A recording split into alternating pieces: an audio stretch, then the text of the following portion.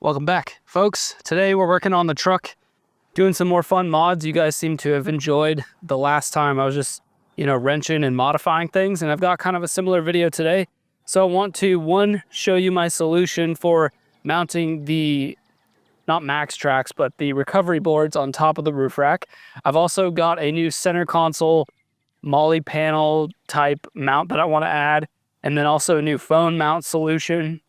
Plus, in the back, I'm going to change out the Diff fluid, and while I'm at it, I'm actually going to add a Diff breather tube that runs all the way up to probably where you pour in the gas, because on the first gen Tacomas, and I think maybe even up to the new Tacomas, the Diff breather is actually run on the diff. So if you go through any water crossings that are more than, I don't know, maybe like 2 feet tall, you're going to get potentially water in your diff, which no good. So adding a diff breather tube that runs from the stock breather mount all the way up, probably mounted somewhere behind the fuel tank cap.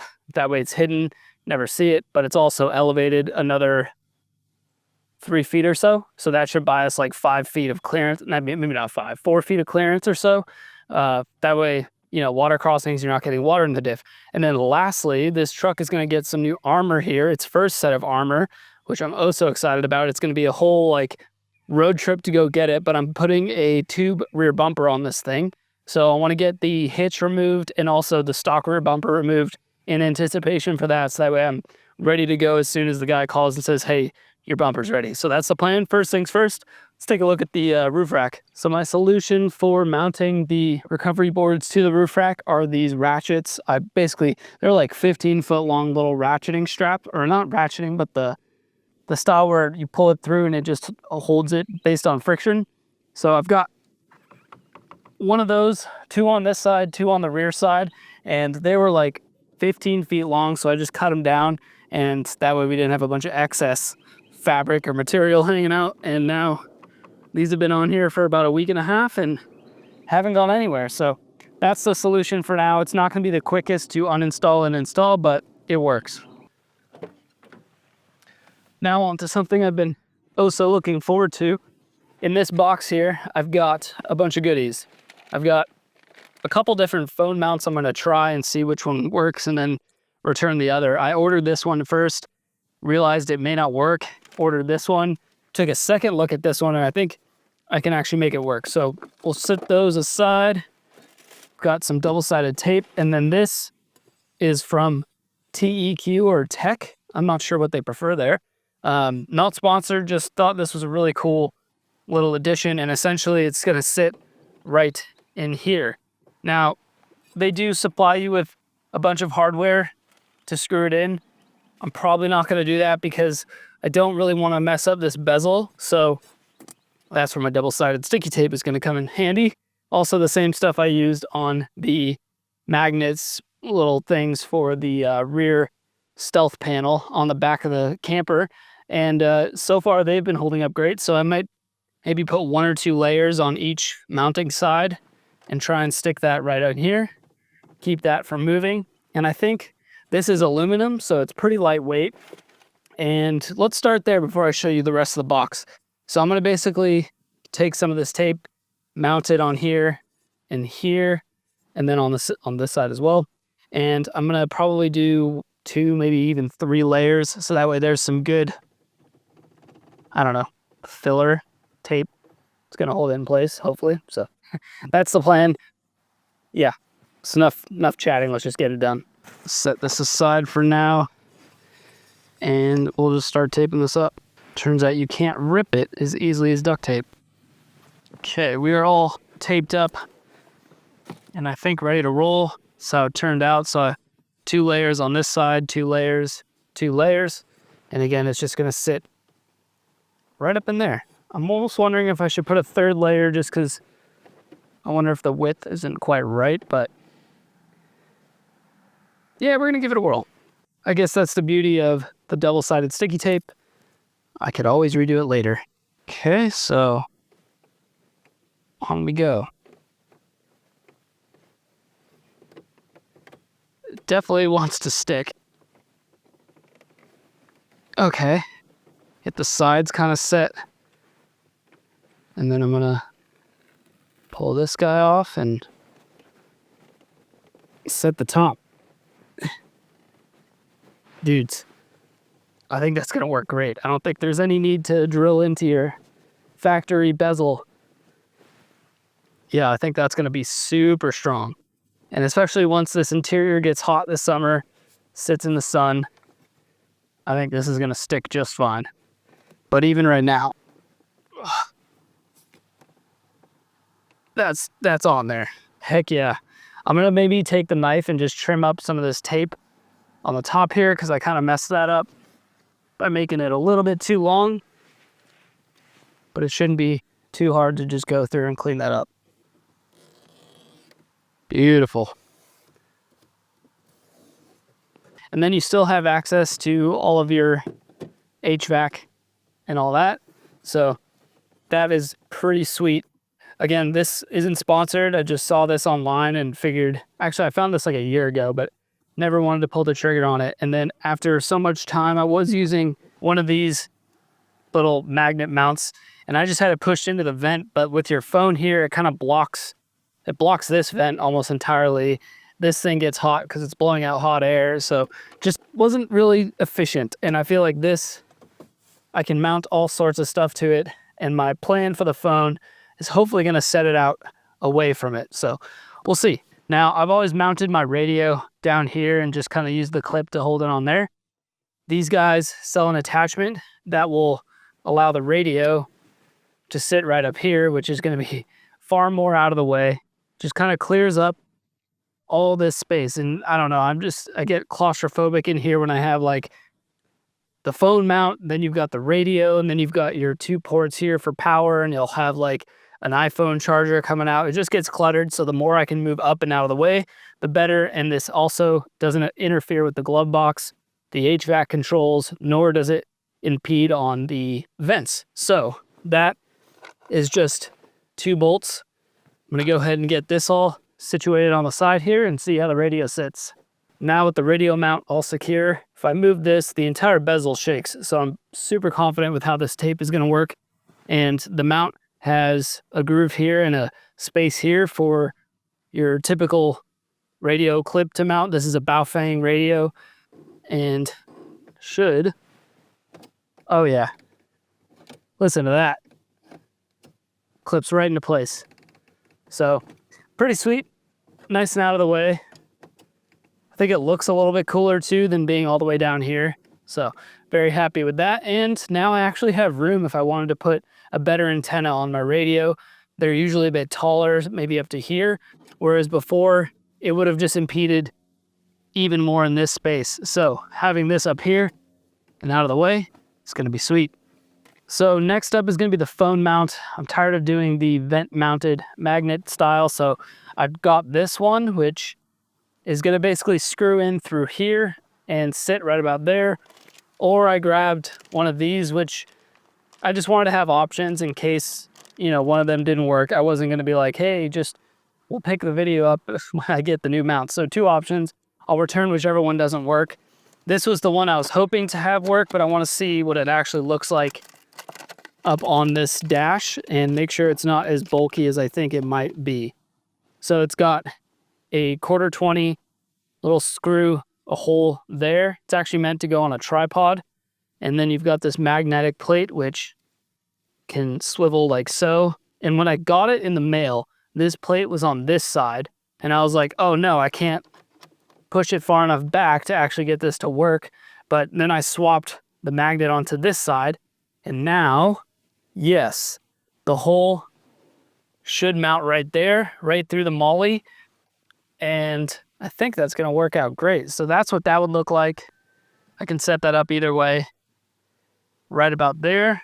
Or the other option, which is this guy, which I think if I unscrew this, screw that back on, and then this would sit something like that, which is actually not bad either. It's a little more transparent, so I can kind of see what's going on there. Maybe not the worst, but at the same time, I'm still thinking I like this look more. Let me know down in the comments which one you guys prefer. But I feel like this might be better. I think I'm gonna go with the original idea and go with this one over this one. I think the base is gonna be a lot more sturdy than this smaller base, which is also the same 1/4-20, also meant for a tripod, but I figured it would work well for this. So, I don't know. I think I like the rectangle more than the circle. That's me. Let me know down in the comments which one you prefer. So of course, being a camera guy, I've got a ton of these little 1/4-20 screws for tripods and that sort of thing. So that's exactly what this is meant to screw into. And I'm hoping this is gonna be long enough, and it looks like it will be. So I'm just gonna go ahead and get that started. And I think I'm gonna mount this just flush with the end of this mount. Should just be a flat head to tighten it down. And there you have it. Sturdy phone mount. Sticks right on. I guess it does kind of impede this driver's side vent now. I mean, it's at least set off so that way it's not like right on the phone, but it will kind of impede that at the same time. Keep saying impede in this video. I don't know why. I don't have a better word. The other thing I'm thinking is I could mount it on the side here with this mount. But that's also like pretty far out of the way. I don't know that I love that either. So for now, it's going right there. I think it's gonna work pretty well. And when I do have to charge, instead of routing the cable all the way around my shifter, it just goes right up and into the phone there. So I'm a fan. I like it. That seems sturdy. And I can actually flip this way too. Mounted like so. Either way, pretty cool. That should do the trick. So like I was saying, new rear bumper, tube bumper with recovery points on it going on this thing. I don't really have a recovery point. I guess you could put it onto my hitch right here. But also this hitch receiver, one of the bolts on it is snapped in half. So there's only 3 out of the 4 bolts. So I don't really love the idea of that. And the new tube bumper is gonna have a hitch incorporated into it, along with 2 D-rings on either side to act as multiple recovery points. That way, if you need to pull the vehicle more that way, or you have the hitch in the middle to pull it. But I guess either way, this hitch has to come off. This rear bumper has to come off, which means first removing the hitch, then removing the license plate, the rear view camera, the electrical lights that hit the license plate, and then removing the actual bumper. And then I have to figure out how to temporarily remount my license plate. So I'm gonna start with the hitch and get this thing off.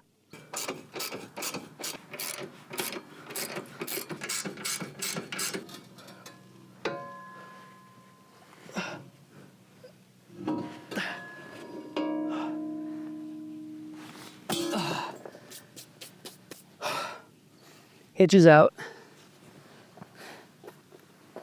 So this rear bumper that I'm having made, I'll let you know that I'm not buying a pre-made one.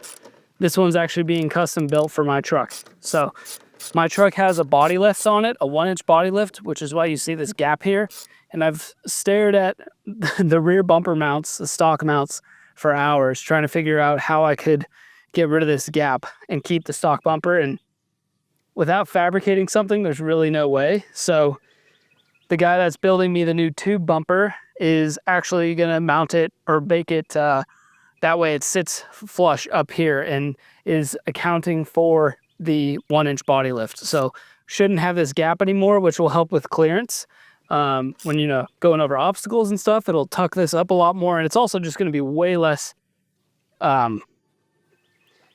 output from the vehicle, I guess it might be the right word. This one sticks out maybe 8 to 10 inches. And then also at its lowest point, not including the stock hitch that we just removed, sits below the body by maybe 4 or 5 inches. So the new one's gonna be nice and fit and tailored directly to this truck, which I'm extremely excited for because it's just gonna look, it's gonna look the business. So I'm gonna start by taking off this license plate, which I forgot my rear view camera. Oh, there you go. It just sits behind it. Couldn't remember how that went. How did I get that on there? license plate frames off, rear view cameras out of the way. We'll just push this through here and move it. I also need to get, I think, a new rear view camera because this one just doesn't, it glitches a lot on my Toto stereo. Anyways, the screen on there, it glitches, especially when I hit the brake pedal. I don't know why it does that. I don't know if it's this or the head unit, but either way, I think I've had this for years and I think it's probably time to get a new one. So we're just gonna let that hang there for now. And next, I'm just gonna unscrew the license plate bulbs, which just twist right out. And I'll have to figure out that with the new bumper. Obviously, I'll have a way to mount the plate, but getting the lights on the plate might be a more difficult story. However, I might try, I don't know. We'll see what happens when I get the bumper. For now, I'm not gonna worry about the lights. I'm just gonna get this thing off, which should just be 4 bolts. So 2 on each side.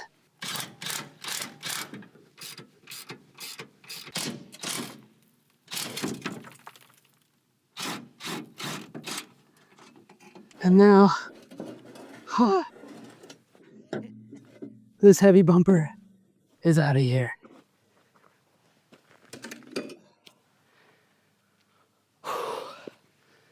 Voila. No rear bumper, no hitch. Don't recommend doing it by yourself, but got it done. So now, just gotta figure out a place to put this rear view. Tuck up these lights somewhere. Oh man, actually, now that I think about it, with the new bumper, I may still be able to utilize these. So I'll probably take off the factory housings for these bulbs and at least keep them watertight for now. And then when I get the new bumper, I'll see how that goes. But look at that. Look at clearance for days now.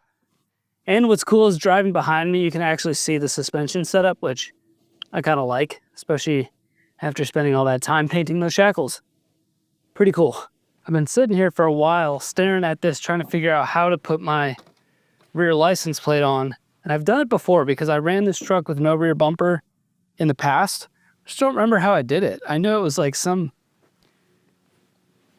crazy zip tying situation, but I can't think about how I repeated that or how to repeat that. So I have one of these brackets that was left over from my awning, and I might be able to mount it like that with 1 bolt there, and then mount my license plate at least with 1 bolt here, and then maybe just zip tie this side so it doesn't want to do that.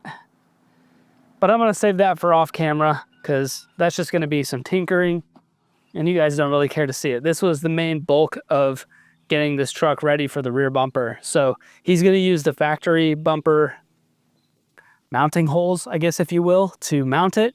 And it'll be a tube bumper running this way with a hitch right here, and then 2 supports, or not supports, but D-rings here and on the same side over there, or in the same spot over there to act as recovery points. And then I think what I'm gonna do is do a license plate hitch mount so that I can slide it in and off. And when I'm wheeling, take the license plate out, add maybe a 3rd D-ring, then, you know, it'll be nice just to have the option. And then I'll still have to figure out how to get lights down onto it, but that is a project for another day. However, what I want to do next is drain out the rear differential, put new fluid in it, and then also, or afterwards, I will go ahead and do the Diff breather relocation mod, which is basically going to be running a tube from the Diff breather all the way up to the gas cap. And should be pretty straightforward. I'm going to start, like I said, drain this diff, see if there is any water in it, and then we'll get going on the mod. Here we go. Diff draining. Diff is, by the way, my least favorite smelling fluid on a car. I hate spilling it on myself. It smells so bad, but we're gonna try not to spill it and get it all in the catch can. You've got the fill bolt and drain bolt. Should be the same size crush washer. I picked up 2 from Toyota. And let's go ahead and get this thing off. I'm gonna guess that's a 19 mil. Nope. Nope. Maybe a 22. We'll just bring out all the sockets so I don't have to keep getting up. Let's see, 22. No. I think maybe a 24 mil. What is this, 24? It seems kind of loose, but I don't know why it would be standard. 24 it is. I'm gonna start by removing the fill bolt. That way it's not like gurgling when I undo the drain bolt. It'll come out a little bit easier. Holy moly, okay.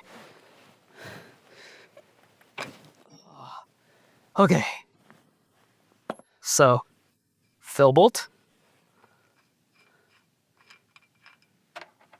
And we've got no fluid coming out, which may or may not be ideal. We'll set this crush washer aside and we'll make sure we keep the fill right there. Oh, think I got it? Yes. Okay, now to try and do this without spilling. 22 can go back in. All right, and that looks a little milky, but definitely not bad. And I saved the crush washer on the bolt, so we'll set that aside. And yes, confirmed they are the same washer, so the two new ones I have, make sure you replace these. Should be fine. Doesn't appear to be. Let's kind of clean this thing. I think this one is magnetic, yeah. I mean, it's got some shavings, but I would call that normal. I wouldn't say that's out of the ordinary. So, diff seems to be in decent shape. It hasn't been giving me any trouble. That diff fluid smells terrible. And now we'll just let this drain and then top it back off. Okay, so this is almost done draining out. Grab the torque wrench. We're gonna put the drain bolt in first, and then obviously fill the new fluid up through the fill hole. And then I got some full synthetic 75/90. Supposedly it takes about 3 quarts, give or take, but you basically just fill it up until it starts pouring back out of the fill hole. Pretty straightforward, hard to mess it up. And if I didn't already say it, 36 foot-pounds for both bolts. So I've got my new crush washer. I'm gonna put the magnetic bolt back on the bottom, and then the fill bolt has its new crush washer and will get put in after I top off the pumpkin here with some new fluid. But I'm gonna say that is about good. It's just barely coming out anymore. So try and wipe that up and get this guy threaded in. If I didn't already say it, I hate the smell of diff fluid. I am tightening, right? No, I'm loosening. 36. Snug as a bug in a rug. I'm gonna leave this drain pan here because obviously it's gonna kind of start pouring back out. And the reason I did the bumper and the hitch first was because now there's all this room in here. So what I'm hoping is I can, and maybe not. Yeah, that's not quite the right angle. Hold on. All right, here's the contraption. Clean up this fluid. Here's the contraption. So we've got a funnel with 2 pieces of different hose here, which is gonna allow me to stick one end in and then fill it from up here. And then as soon as I see it start pouring back out, then I know I'm done.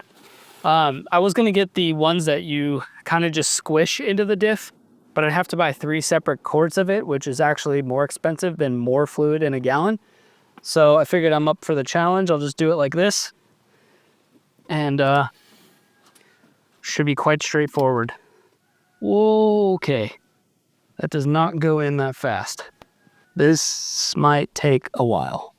All right, so diff breather kit. Let me get this stuff out of the way so it's more easy to see. Comes with, this is also from TEQ, same guys I got the console mount from. Bunch of hose here, some zip ties to clean up your work. This fitting is going to go on the differential, and then we'll plug into the hose clamp, and then this is the new breather, which will sit up in the fuel tank cap area. So basically the goal is to take out the old fitting, put this on. I'm going to put some Teflon tape on this fitting and then just get it snug. And then I'm going to go ahead and probably start from the top down. And actually, I don't know. I guess I could do it either way. But I'll probably start from the top down, so then I'll get this side all situated.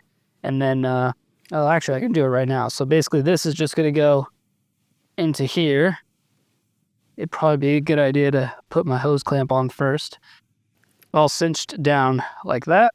So there's our new diff breather. So I'm going to feed this from the fuel tank down, and then we'll work our way that way. Okay, so I don't know how well you can see this, but there's a gap right in here.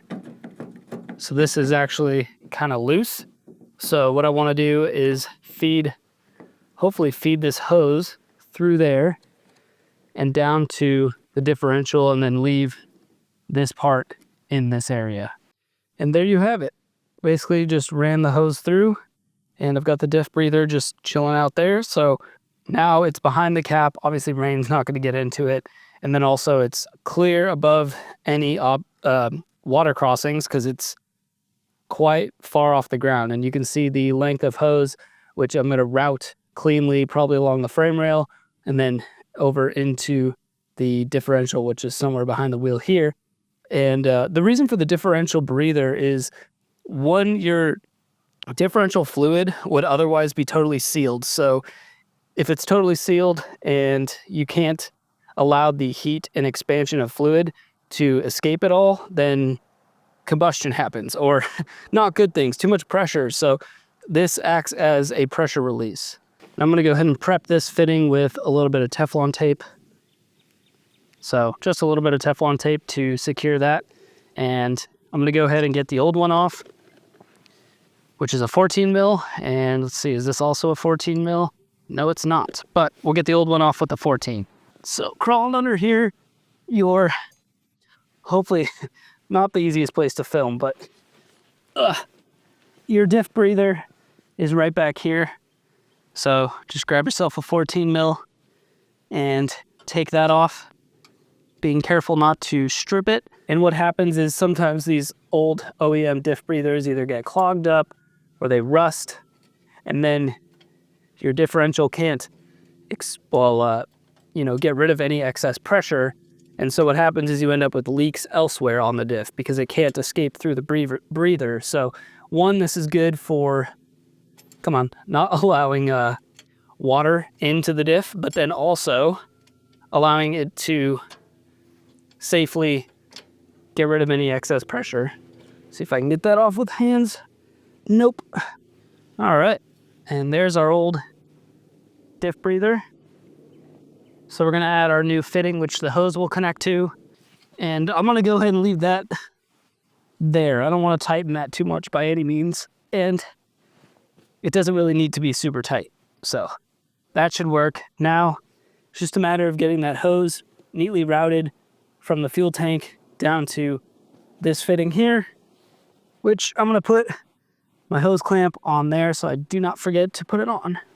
And there you have it, my friends. Diff breather is on. And don't know how well you can see that, but I basically gave a spiral to the hose so it comes down along the frame from the fuel tank.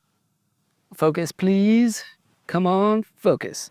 And spirals right about there, and then follows that brake line, which also spirals, and then into the differential.